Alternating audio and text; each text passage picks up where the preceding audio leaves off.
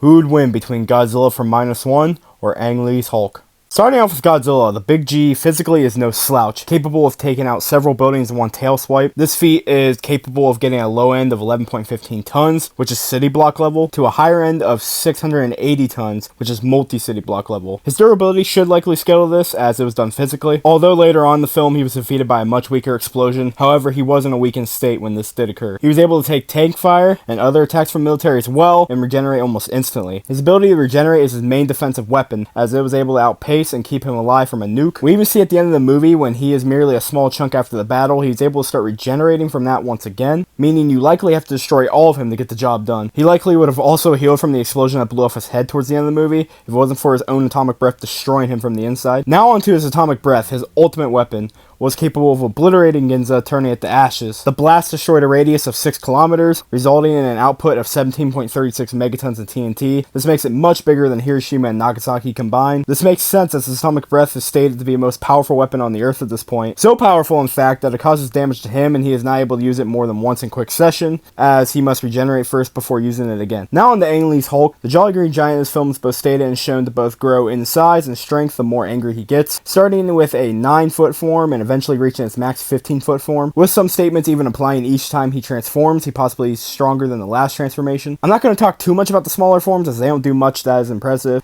He flips some cars, tosses a gamma reactor, he throws the tank, he can tank bullets from M60s and M22s. His skin is 8 to 10 times stronger than Kevlar, can exert at least 14 tons of pressure per square inch. He withstands tank fire, although it does seem to have some sort of effect on him in the film. A lot of these feats for his weaker forms get wall level to small building level, such as the tank throwing feat. It isn't until he reaches his 15-foot form that we truly see what this Hulk is capable of. The 15-foot form is capable of tanking flamethrower fire that is capable of melting a dozen cars, which can get large building level ranges of durability. We also have Absorbing Man, who Hulk fights at the end of the film, was capable of absorbing possibly the entirety of San Francisco's electricity. This would mean he was able to absorb city blocks level of power, and the Hulk's energy later on was still too much for him to handle. When Hulk starts releasing his energy, he was able to instantly unfreeze the entirety of Pearl Lake, a feat which gets to town level. Then shortly after, a nuclear explosion happened right above him that gets to large town levels of power, which he was not only stated capable of surviving an explosion of this size, but also absorbed the irradiation from it to power his own cells. He has also been stated possibly capable of obliterating entire mountains with his fist, which can possibly get him anywhere from small city level to possibly up to mountain level plus. And the Absorbed Man was able to actually withstand a lot of these blows. It should also be mentioned that the Hulk himself has some decent regeneration, capable of regenerating from severe lacerations and impact trauma. However, the time it takes for him to regenerate varies based on the severity of the injury. Hulk is also able to work with Banner in battle as well, as the two teamed up to fight the Absorbing Man. So with all that being said,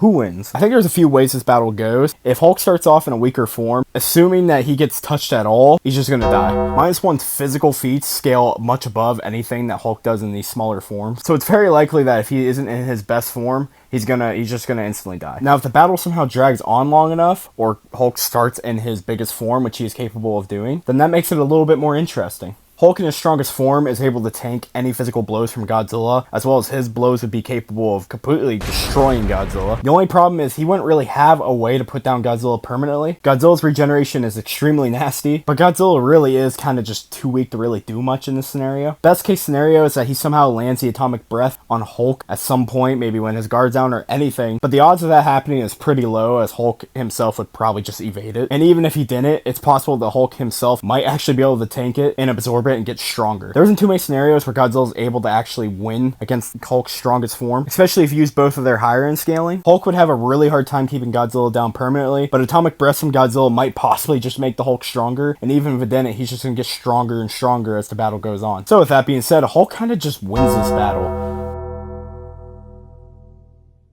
Alright everyone, I hope you enjoyed the video. First time I've done this in a little while. I want to give a couple shout outs. First off to Dredge. Don't really have anything for him I can think of, but I want to give him a shout out because he gave me pretty much all the scans, a lot of the meta, stuff like that.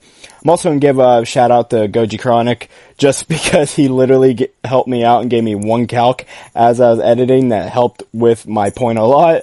And I want to also thank my buddy, because he made the thumbnail for this video, and I will make sure to link his stuff in the description below.